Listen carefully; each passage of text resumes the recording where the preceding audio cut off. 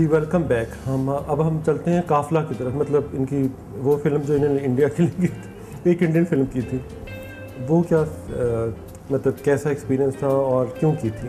क्योंकि एक अच्छा प्रपोजल था और आप तक ऑफ़र कैसे पहुंचा? ऑफ़र ऐसे आई कि मैं दुबई में थी, एक शो था, उसके लिए एक जर्नलिस्ट थी, एक मसाला मैगज़ीन की, तो उसने मेरा इंटरव्यू किया एंड उसने कहा कि अगर आपको इंडियन फिल्म की ऑफ़र होती है तो are you willing to do? मैंने कहा of course why not, I mean I am an actor और I mean this is something like you know this is achievement. अगर दूसरी कंट्री से मुझे एक अच्छी प्रपोजल आता है तो I will definitely do it, I mean there is no issues. हमारे यहाँ अक्सर जो लड़कियाँ हैं वो इतनी डेस्परेट होती हैं कि कहती बस हम किसी तरह से इंडिया पहुँच जाएं और वहाँ जाकर वो जिस तरह की हम लोग सुनते हैं बातें, कोई गलत अंग्रेजियाँ बोल रही है तो कोई वहाँ जाकर अजीबोगरीब किस्म के बयान दे रही है, तो कोई अजीबोगरीब किस्म के प्रोग्राम्स कर रही है, फिर यहाँ पे उसकी लड़ाइयाँ हो रही लोगों के साथ, फिर थ्रेट्स मिल रही हैं। तो ये सब क्या होता है? मतलब इतनी क्या उनको मुसीबत पड़ी होती है कि वहाँ जाकर वो छोटी छोटी ऑफर्स कबूल कर लेती हैं? बस मुझे लगता है कि ये हर एक का अपना वे है टू कैरी हर सेल्फ, जो भी लड़की अपने आप को करती है। इंडिया में मैं आपको बताऊं, इंडिया में कोई इतनी बड़ी सक्सेस जो है वो हमें एक्सपेक्ट नहीं करनी चाहिए, क्योंकि already they have so many opportunities, they have so many options there. और हाँ, अगर कोई एक आध चीज़ आप कर लेते हैं तो that is your achievement as an actor कि you working in India although it's a big industry. Bollywood अब तो इस वक्त तो दुनिया में उनकी इंडस्ट्री इवन हॉलीवुड वाले आके सपोर्ट कर रहे हैं, हॉलीवुड वाले आके वार्नर ब्रदर्स के साथ वो मिलके फिल्म्स बना रहे हैं, तो वो तो एक अपनी जगह उनका वो है। हमारी इंडस्ट्री तो कहीं भी उनके साथ स्टैंड नहीं करती उस तरह कंपैरिजन में। फिर भी आप देखें कि चलें 2-3 जो भी फिल्में हमने ऐसी की जिससे हमें आज सेलिब्रिटी कहते हैं लोग, ऑल्दो कि हमारी इंडस्ट्री उस तरह से नहीं है, हमें उस तरह की अपॉर्चुनिटीज़ भी नहीं मिली। लेकिन अगर जहाँ आप बात करें इंडिया की, तो इंडिया में मेरे ख्याल से इतना कुछ एक्सपेक्ट नहीं करना चाहिए कि वहाँ जाकर कोई आपको ऐश्वर्या राय से या करीना से रिप्लेसमेंट नहीं कर लेगा। Obviously they have so many option there. और एजुकेशन एक बहुत इंपॉर्टेंट रोल होता है। बिल्कुल।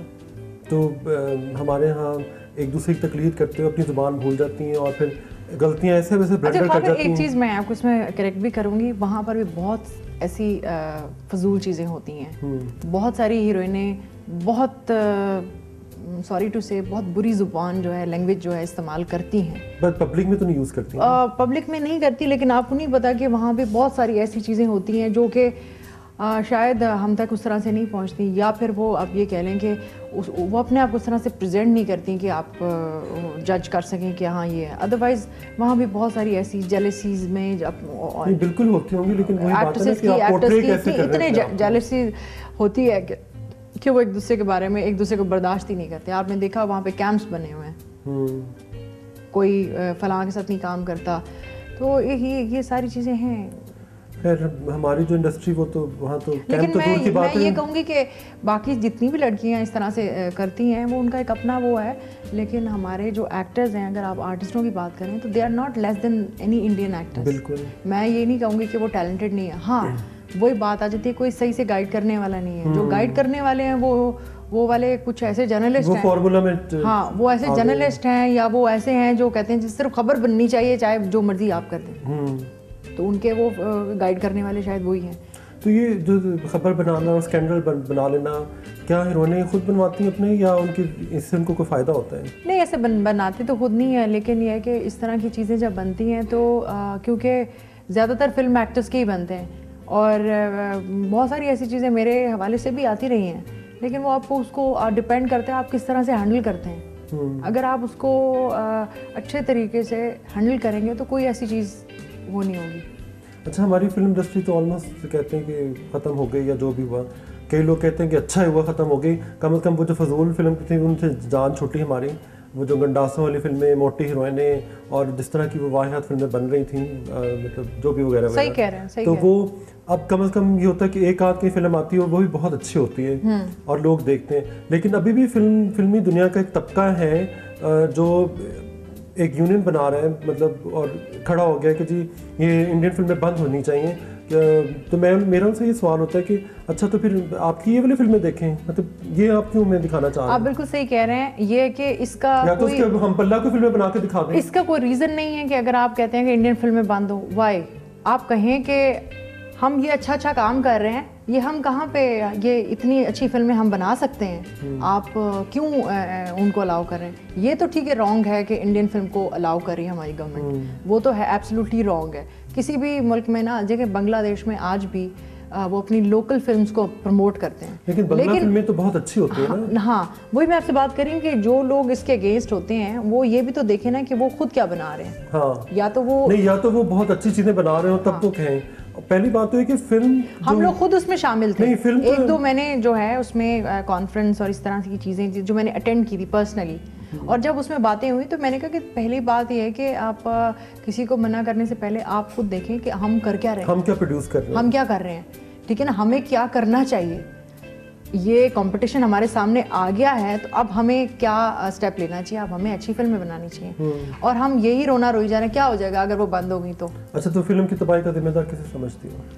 इसमें बहुत सारे लोग हैं। आई मीन उसमें देखिए हमारे पास गवर्नमेंट का भी एक हाथ है, गवर्नमेंट की बिल्कुल सपोर्ट नहीं है। जो अच्छे लोग अगर हैं, यानी कि जैसे सपोज टीवी में बहुत सारे लोग क्रिटिसाइज करते हैं, तो वो क्यों नहीं फिल्म बना लेते? नहीं, फिल्में तो बहरहाल लोग आके बच्चे आ रहे हैं, बना रहे हैं, और वो इस लाइन से भी नहीं है, इस लाइन से नहीं है, लेकिन यह है कि जिन्होंने एक आध के बनाने से सिस्टम तो नहीं चेंज होता ना।